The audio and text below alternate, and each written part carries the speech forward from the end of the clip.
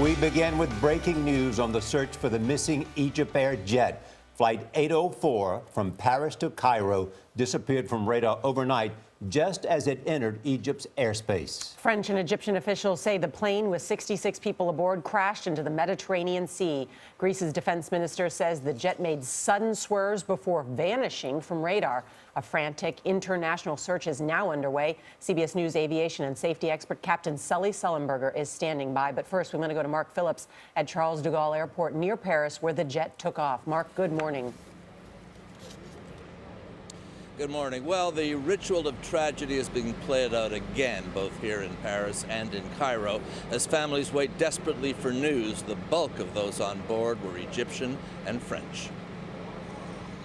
EgyptAir Flight MS-804 left here just after 11 o'clock last night local time, and the Airbus A320 was following its regular route down across southeastern Europe and across the Mediterranean toward Egypt and Cairo. It last checked in with air traffic control while cruising at 37,000 feet in Greek airspace. But when air traffic controllers tried to contact it again as it was crossing into the Egyptian-controlled zone over the eastern Mediterranean, there was no response. The plane had simply vanished. EgyptAir said the plane sent an emergency signal, possibly from an emergency beacon attached to the aircraft. There was no weather issue at the time. One shipping captain is being quoted as saying he saw flames in the sky, but that report is unconfirmed. Of the 66 people on board an A320 like this one, 30 of the passengers were Egyptian, 15 French, and the others from elsewhere. Among the missing are 3 children, 2 of them infants.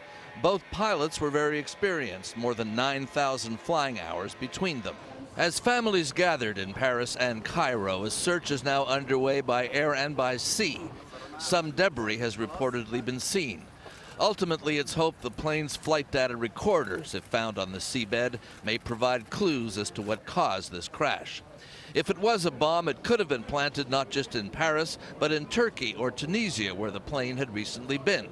Mark Rosenker is a CBS News transportation safety analyst and former chairman of the NTSB. Anything and everything is possible here. It could be a catastrophic accident. It could be a terrorism event. The first suspicion in these times, of course, is terrorism, and the French have stepped up security here following the attacks that have taken place. Now, anybody who gets near an airplane is screened, and some staff members, in fact, have been dismissed. But officials stress at this stage in the investigation, anything is possible. Charlie. Thanks, Mark.